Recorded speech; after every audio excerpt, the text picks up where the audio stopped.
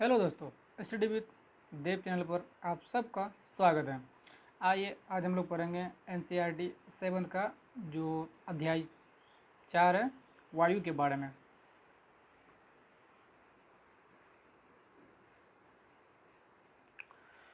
हमारी पृथ्वी चारों ओर से वायु की घनी चादर से घिरी हुई है। ये बात तो जान जाओ दोस्तों,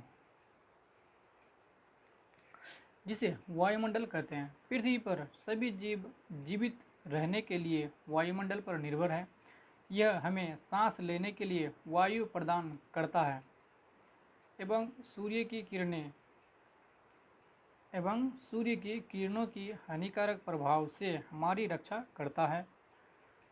यदि सुरक्षा की यह चादर न हो तो हम दिन के समय सूर्य की गर्मी से तप्त होकर जल सकते हैं एवं रात के समय ठंड से जम सकते हैं। अतः यह वह वायु राशि है जिनमें पृथ्वी के तापमान को रहने योग्य बनाता है।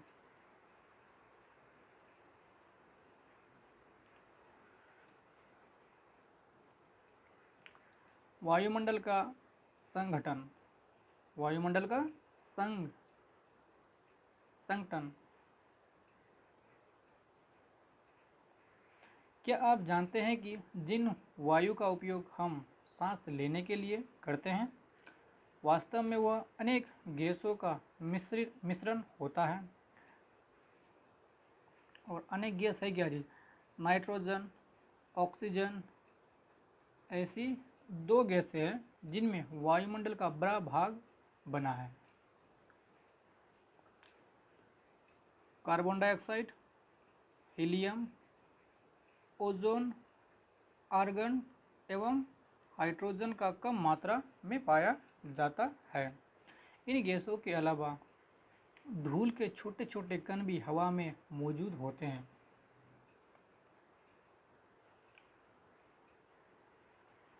चित्र संख्या 4.1 में वृत्ता रेखा दिया गया है, जिसमें वायु के विभिन्न संघटकों के प्रति दर्शाए गए हैं। नाइट्रोजन वायुमंडल में सर्वाधिक पाए जाने वाली गैस है।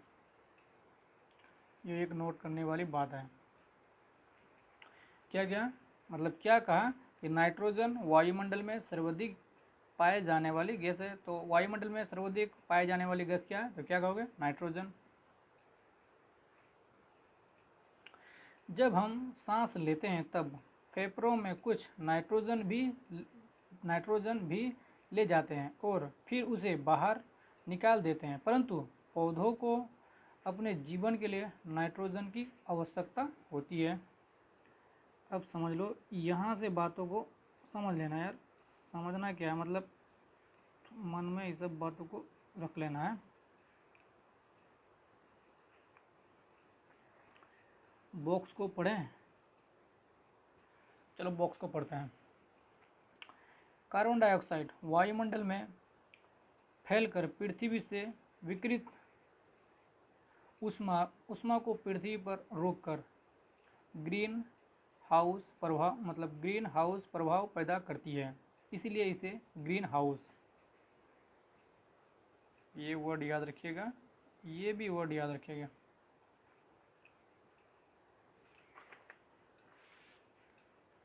ग्रीन हाउस गैस भी कहते हैं। और इसके अभाव में धरती इतनी ठंडी हो जाती है कि इस पर रहना असंभव होगा।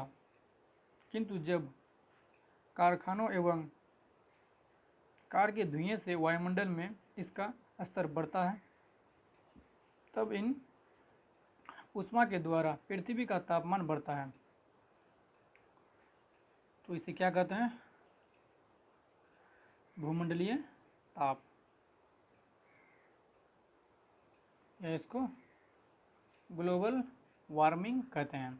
अब समझो ग्लोबल वार्मिंग है क्या चीज़। तो इसने क्या कहा, किंतु जब कारखानों एवं कार के धुएं से वायुमंडल में इतना स्तर बढ़ता है, तब इस उष्मा के द्वारा पृथ्वी पर तापमान बढ़ता है। इसे क्या कहते हैं? वायुमंडलीय ताप कहते हैं या ग्लोबल वार्मिंग कहते हैं।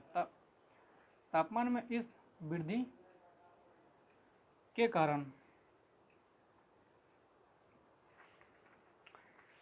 तापमान में इस वृद्धि के कारण पृथ्वी की सबसे ठंडे प्रदेश जमी हुई बर्फ पिघलती है।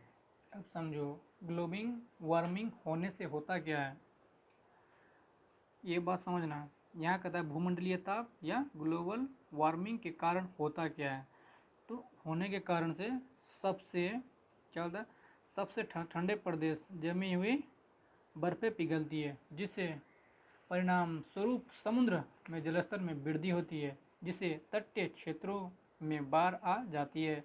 दीर्घ अवधि में इसके कारण जलवायु में अत्यधिक परिवर्तन हो सकता है, जिसके फलस्वरूप कुछ पौधे एवं पशुएं लुप्त हो सकती है। दोस्तों यह बहुत अच्छी बात है। पेपर न्यूज़ पेपर अगर पढ़ोगे ना तो उसमें ग्लोबल वार्मिंग के बारे में, भूमंडलीय ताप के बारे में बहुत बार आपको पेपर में देखने को मिलेगा। तो इसीलिए ऐसा वर्ड मतलब ऐसा वर्ड को ध्यान में रखना बहुत ज़रूरी होता है, तब जाके पेपर में इसके बारे में, इसका महत्व के बारे में जान पाओगे।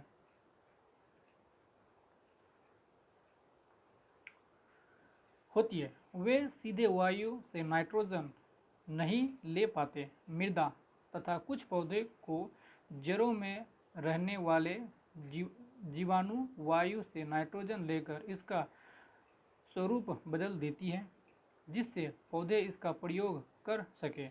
ऑक्सीजन वायु में प्रचुरता से मिलने वाली दूसरी गैस है।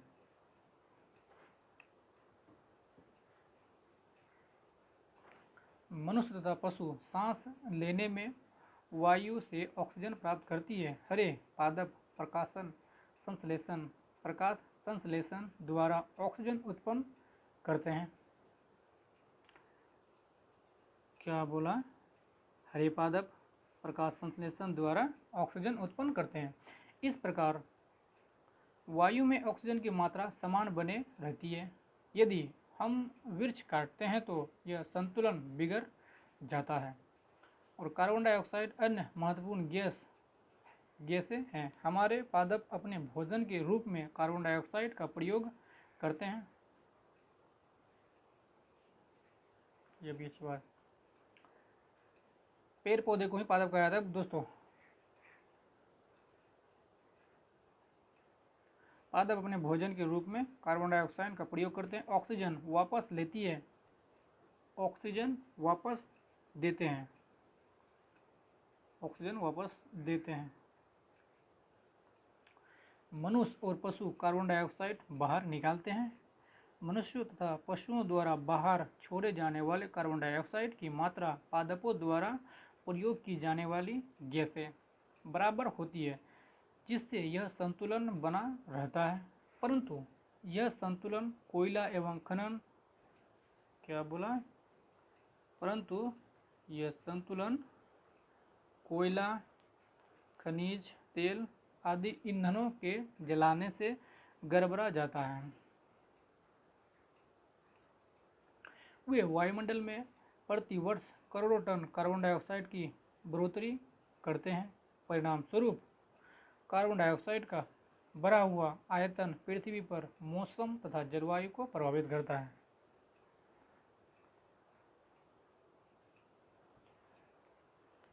अगर कार्बन डाइऑक्साइड अधिक बढ़ जाता है तो परिणाम स्वरूप, यहाँ देख लेना, इस बात को नोट करने लायक है, किसको प्रभावित करता है? अगर कार्बन डाइऑक्साइड का बढ़ा हुआ आयतन पृथ्वी पर मौसम तथा जलवायु को प्रभावित करता है। तो आप लोग समझ गए हैं कि कार्बन डाइऑक्साइड अगर अधिक हो जाने से, आयतन बढ़ जाने से क्या होता है, मौसम और समुद्र पर प्रभाव पड़ता है। तो इसके बारे में कुछ पढ़ लेते हैं। बॉक्स में जो दिया हुआ है, जब वायु गर्म होती है तो फैलती है, वे हल्की होकर ऊपर उठती है। बात सही है। जैसे हम लोग अगर पानी को गर्म करते हैं तो धीरे धीरे गर्म होने के बाद वो ऊपर चल जाती है वाष्प बन के।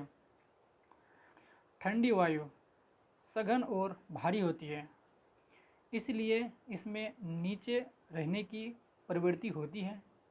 गर्म वायु के ऊपर उठने पर आसपास के क्षेत्रों में ठंडी वायु स्थिर स्थान को भरने के लिए वहां आ जाती है। इस प्रकार वायु चक्र चलता रहता है।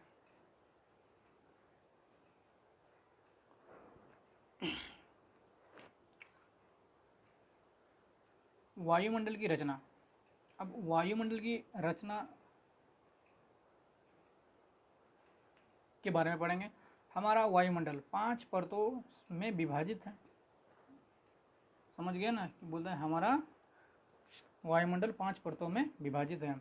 जो पृथ्वी की सतह से आरंभ होती है यह है क्या? क्षोभ मंडल, समताप मंडल, माध्यम मंडल, बाह्यमंडल, बाह्य वायुमंडल एवं बहिर्मंडल। तो अभी डिस्कस करेंगे क्षोभ मंडल। क्षोभ मंडल है क्या है? क्षोभ मंडल में क्या क्या होता है? तो यह परत वायुमंडल की सबसे महत्वपूर्ण परत है।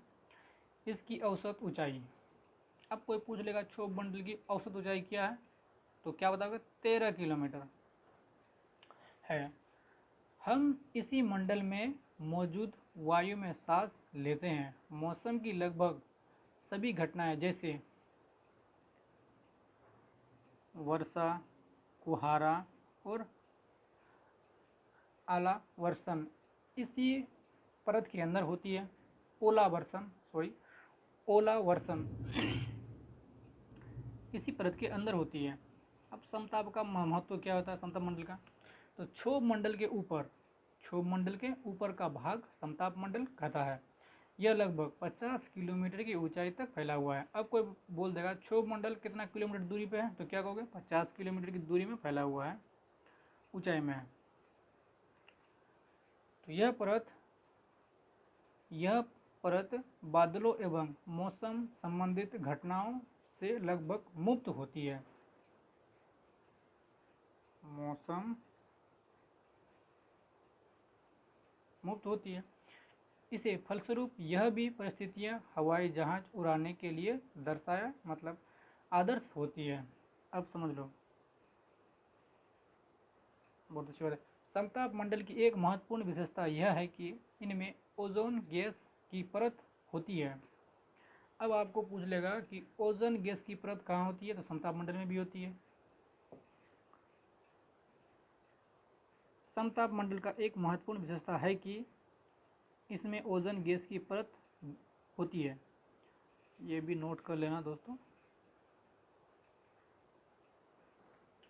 यह परत सूर्य से आने वाली हानिकारक गैसों से हमारी रक्षा करती है।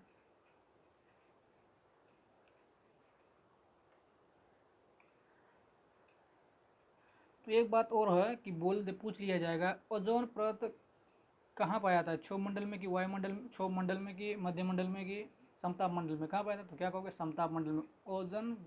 ओजोन गैस की परतें समताप मंडल में ही पाया जाता है।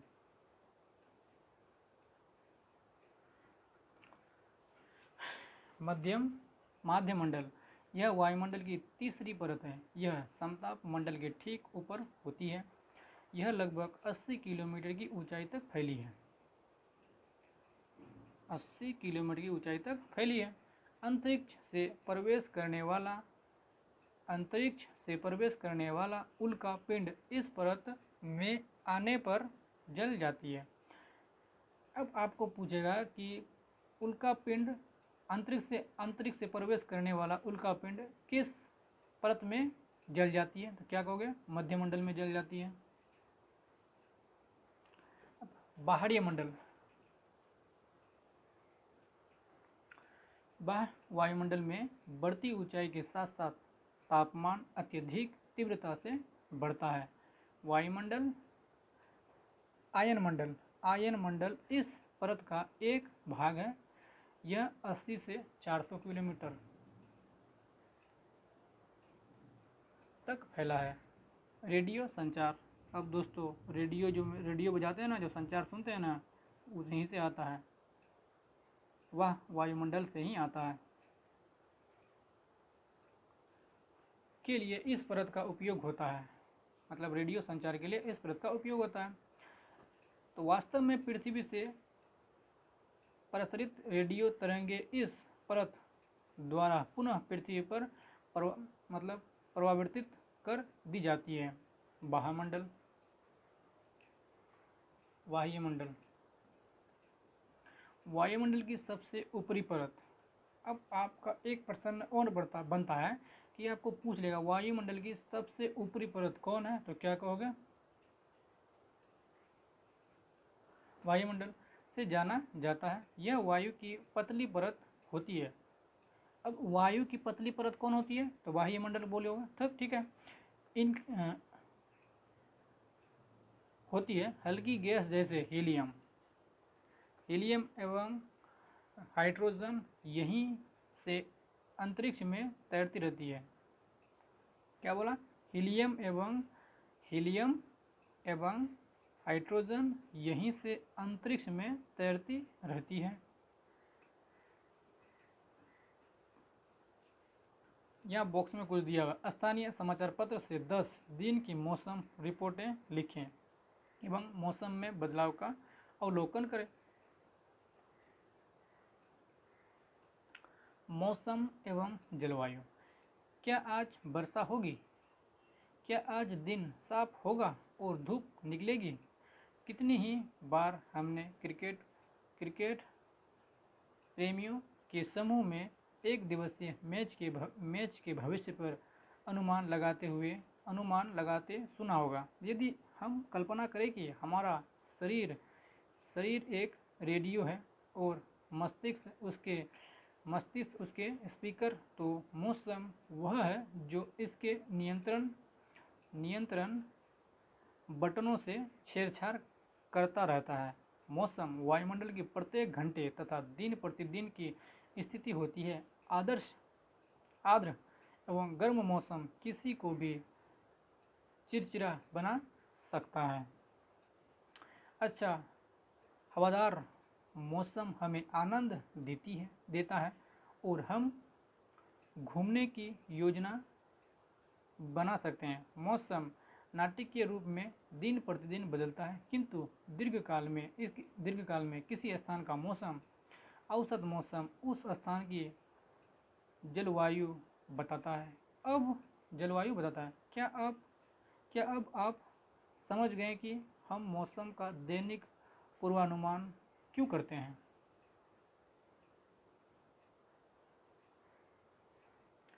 पहले इस बॉक्स को ही पढ़ लेते हैं। यह जानकर आपको आश्चर्य होगा कि पृथ्वी सूर्य की ऊर्जा, क्या बोलता है? पृथ्वी सूर्य की ऊर्जा के इतना भाग का केवल एक भाग 2 अरबों ही प्राप्त होती है। 2 अरबों ही प्राप्त होती है।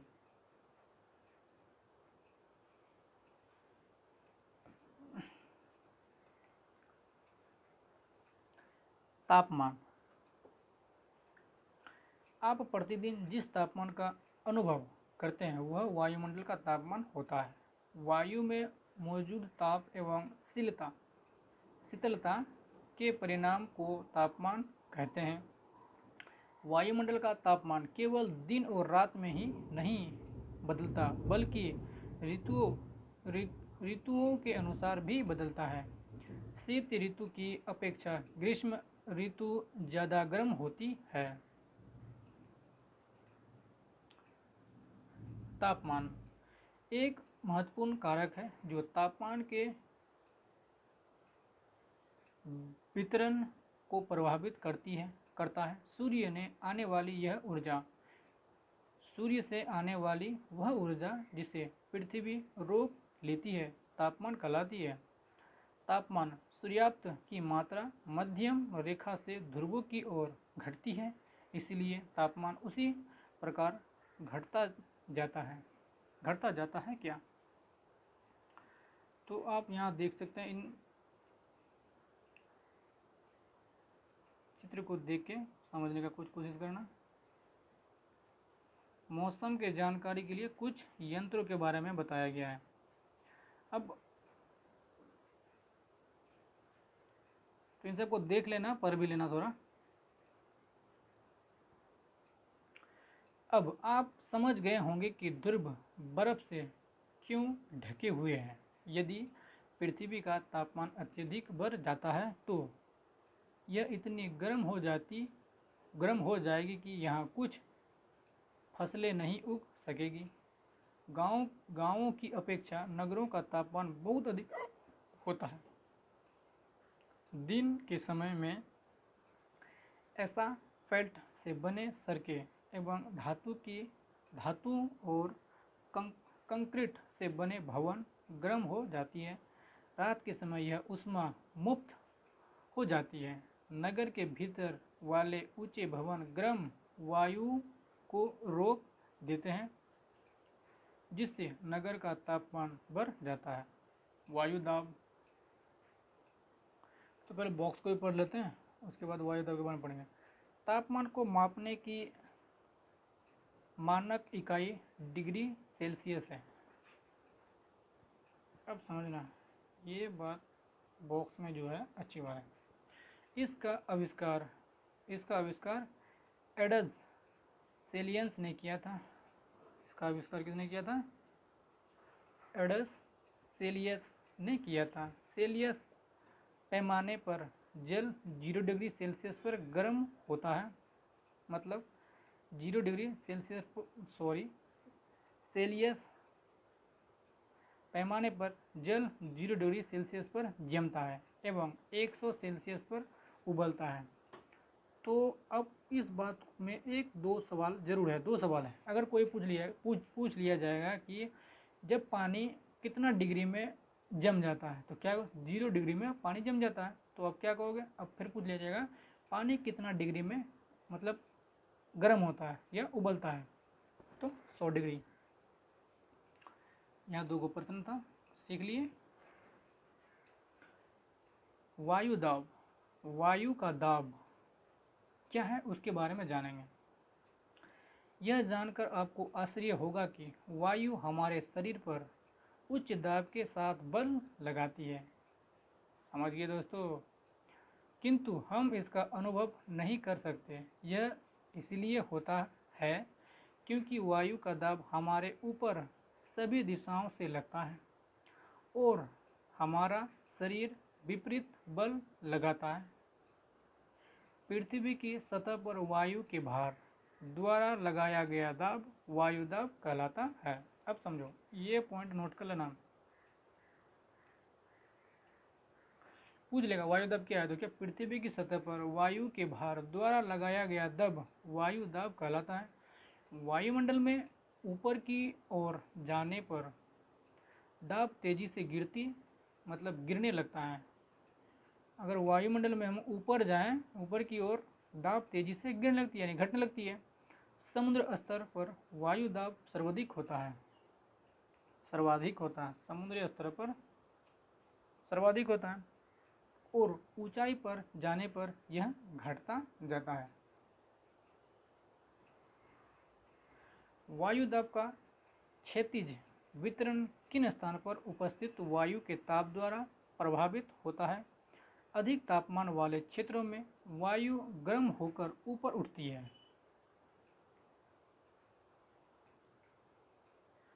यह निम्न दाब क्षेत्र बनाता है। अब समझ लो, निम्न दाब क्षेत्र बनाता है। कैसे बनाता है? जब अधिक गर्म जगह में, क्या बोला, मतलब अधिक तापमान वाले क्षेत्रों में वायु गर्म होकर ऊपर उठती है, यह निम्न दाब क्षेत्र बनाता है। तो ये भी एक पॉइंट है।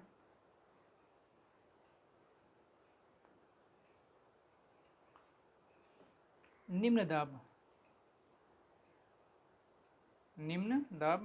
बादल युक्त आकार एवं नम मौसम के साथ जुड़ा होता है।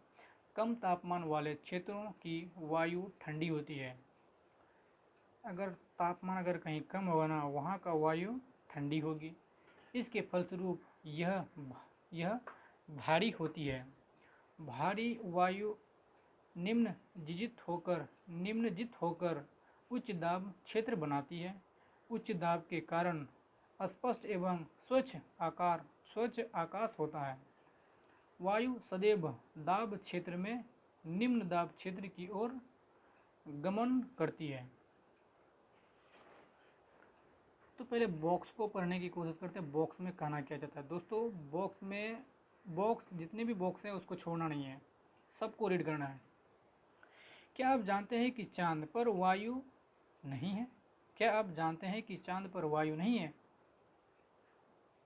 अतएव वहाँ वायु दाब भी नहीं है। अंतरिक्ष यात्री जब चांद पर जाते हैं तो वे विशेष रूप से सुरक्षित हवा से भरी हुई अंतरिक्ष पोशाक पहनते हैं। यदि वे इस अंतरिक्ष पोशाक को न पहने तो अंतरिक्ष यात्रियों के शरीर द्वारा विपरीत बल लगने के कारण उनकी रक्त सिराएं फट सकती है, जिससे अंतरिक्ष यात्री रक्त स्रावित हो सकती है।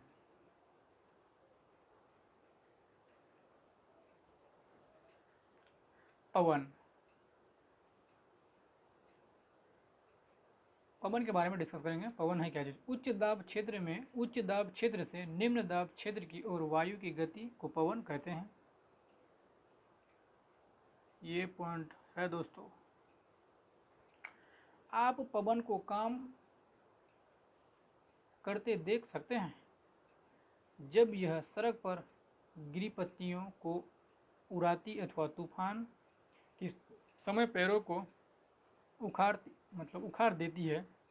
कभी कभी जब पवन धीरे बहती है तो आप इसे महीन धूल या धुएं को उड़ाते हुए देख सकते हैं। कभी कभी पवन इतनी तेज होती है कि इसके विपरीत दिशा में चलना कठिन हो जाता है।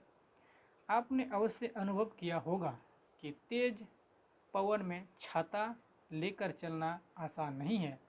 3 अन्य उदाहरण सोचिए जब तेज पवन के कारण आपके लिए समस्या उत्पन्न हुई हो। पवन को मुख्य 3 प्रकार में विभाजित किया जा सकता है।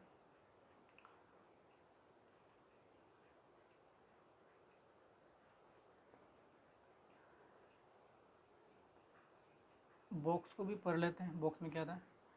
पवन का नाम उसके आने की दिशा के आधार पर निर्धारित होता है। उदाहरण के लिए पश्चिम से आने वाली पवन को पश्चिमी पछुआ पवन कहते हैं। अब समझ लो, कोई गांव में लोग अभी भी बोलते हैं कि पछिया या पछुआ हवा चल रहा है, पुरिया हवा चल रहा है, पूर्वा हवा चल रहा है। इस तरह की बातें बहुत सुने होंगे आप लोग जो गांव के निवासी हैं।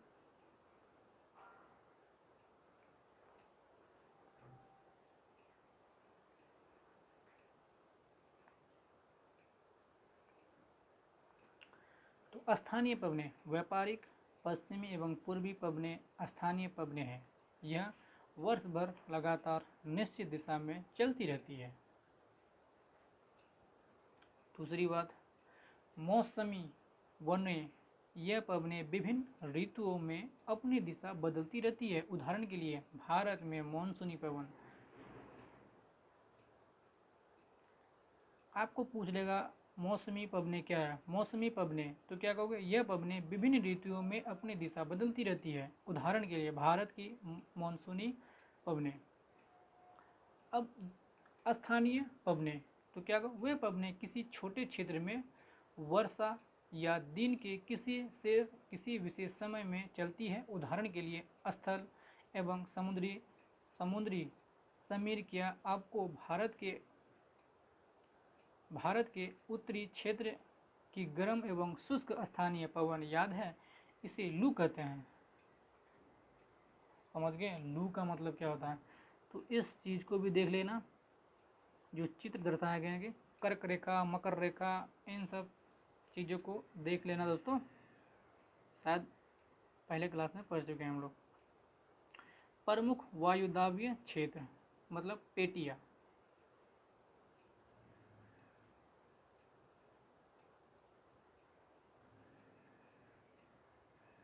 उच्च दाब ध्रुवीय दाब पवनें, अधो ध्रुवीय निम्न दाब सनातन पछुआ पवनें, उपोषण उच्च दाब, इसको हार्स या अक्षांश कहते हैं।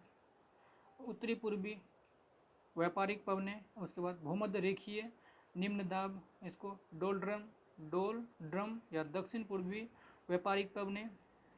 उपोष्ण उच्च दाब, उसके बाद सनातन पछुआ पवनें। अधोध्रुवीय निम्न दाब या ध्रुवीय पूर्वीय पवनें और उच्च दाब। तो ये चक्रवात के बारे में, अब ये चक्रवात क्या है इसके बारे में पढ़ेंगे। चक्रवात प्राकृतिक आवेश। भारत के पूर्वी समुद्र तट पर स्थित उड़ीसा में बंगाल की खाड़ी से उठने वाले चक्रवातों का खतरा बना रहता है। अब समझिएगा दोस्तों, यहाँ एक बात बोल दिया गया, अब आपको पूछ लेगा भारत में चक्रवातों का खतरा कहाँ से बना रहता है। उड़ीसा में बंगाल की खाड़ी से उठने वाली चक्रवातों का खतरा बना रहता है। तो 17 या 18 अक्टूबर 1999 को राज्य के 5 जिलों में चक्रवात आया। जो 29 अक्टूबर 1999 को एक अन्य महाचक्रवात आया, जिसने राज्य के एक बड़े भाग में तबाही मचाई। मुख्य पवन का वेग, वर्षा तथा ज्वारीय प्रोत्कर्ष से हानियाँ हुई। 260 किलोमीटर प्रति घंटा तक के वेग वाले पवन, जो 36 घंटे से भी ज़्यादा समय तक चलती रही। तीव्र वेग वाले इस पवन ने पेड़ों को उखाड़ दिया और कच्चे घरों को नष्ट कर दिया। अनेक औद्योगिक भवनों तथा अन्य घरों की क्षति भी उड़ गई। विद्युत आपूर्ति एवं टेलीविजन लाइनें पूरी तरह से कट गई। चक्रवात के फलस्वरूप लगातार 3 दिनों तक भारी वर्षा होती रही। इस वर्षा के कारण ओडिशा के प्रमुख नदियों में बाढ़ आ गई। चक्रवाती पवनों के कारण उठी ज्वारीय तरंगे स्थल पर 20 किलोमीटर तक आ गई और फलस्वरूप तटीय क्षेत्रों में भयानक तबाही हुई। अचानक 7 से 10 मीटर ऊंची ज्वारीय तरंगे आ गई। इसके कारण तैयार खड़ी धान की फसल पूरी तरह से नष्ट हो गई। 25 अक्टूबर 1999 को पूर्वी पोर्ट ब्लेयर के निकट थाईलैंड की खाड़ी में अवदाब के कारण यह चक्रवात उत्पन्न हुआ और यह धीरे धीरे उत्तर पश्चिमी दिशा में बढ़ा। गहन होकर इसने महाचक्रवात का रूप धारण कर लिया और 29 अक्टूबर को सुबह 10:30 में ओडिशा के इरेसमा एवं बालीकुंडा के बीच के क्षेत्रों को प्रभावित किया। इस महाचक्रवात ने भुवनेश्वर, कटक और 20 तटीय नगरों सहित उड़ीसा के पूरे तट को बर्बाद कर दिया। इससे लगभग 130 लाख लोग प्रभावित हुए। बहुत बड़ी संख्या में पशुओं की मौत हो गई। धान, सब्जियां एवं फसलों की खड़ी फसलें का भारी नुकसान हुआ। ज्वारीय प्रोत्कर्ष के उत्पन्न हुए लवणता के कारण कृषि योग्य विशाल भूक्षेत्र अनुपजाऊ हो गए। साल, सागवान एवं बांस के बागान वाले विशाल भूक्षेत्र नष्ट हो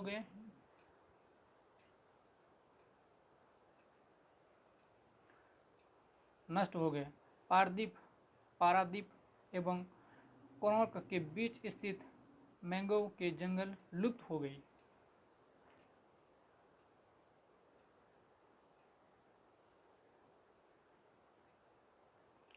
तो पढ़ेंगे आर्द्रता होता क्या है।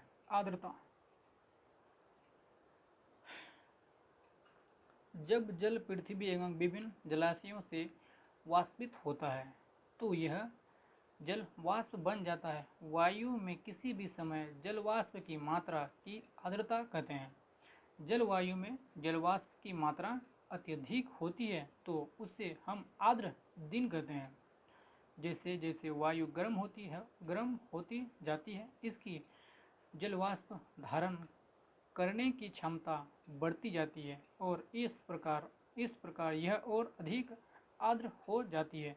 आर्द्र दिन में कपड़े सूखने में काफ़ी समय लगता है।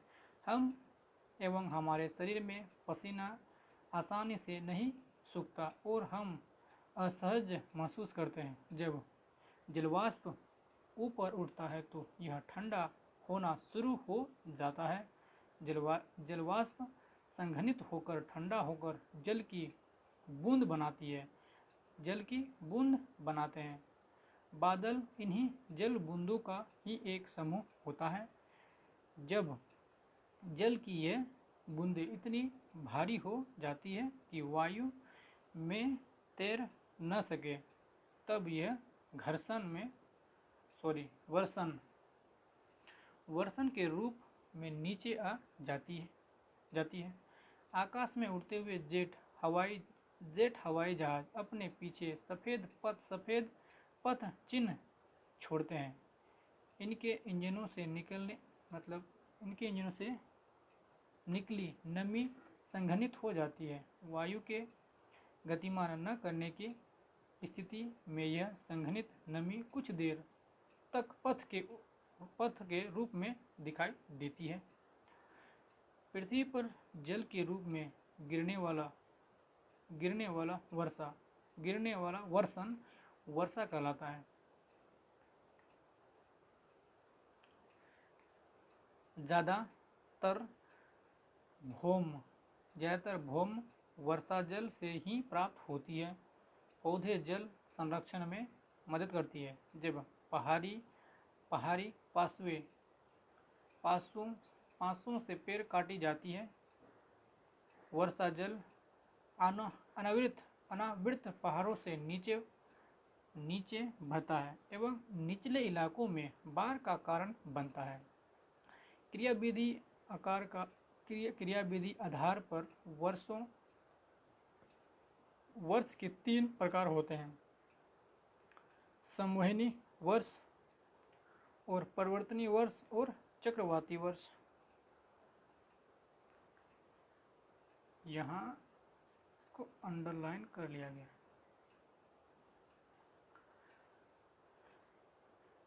पौधे तथा जीव जंतुओं के जीवित रहने के लिए वर्षा बहुत महत्वपूर्ण है। इससे धरातल को ताज़ा जल प्राप्त होता है। यदि वर्षा कम हो तो जल की कमी तथा सूखा हो जाता है। इसके विपरीत अगर वर्षा अधिक होती है तो बाढ़ आ जाती है। तो यहाँ एक शब्द है वर्षण के दूसरे रूप सहिम, पृष्ठ तथा ओला है। वर्षण का दूसरा रूप क्या है? हिम है, सहिम है, पृष्ठ है और ओला।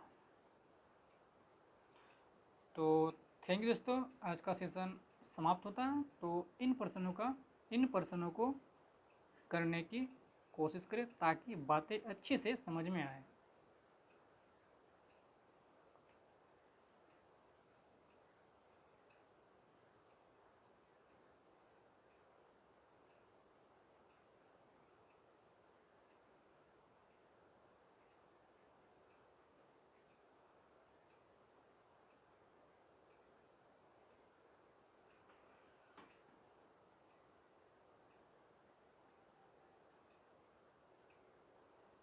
तो दोस्तों नेक्स्ट क्लास में हम लोग पढ़ेंगे जल के बारे में। तो थैंक यू दोस्तों, जय हिंद दोस्तों। चैनल को सब्सक्राइब करें, लाइक करें और शेयर भी करें।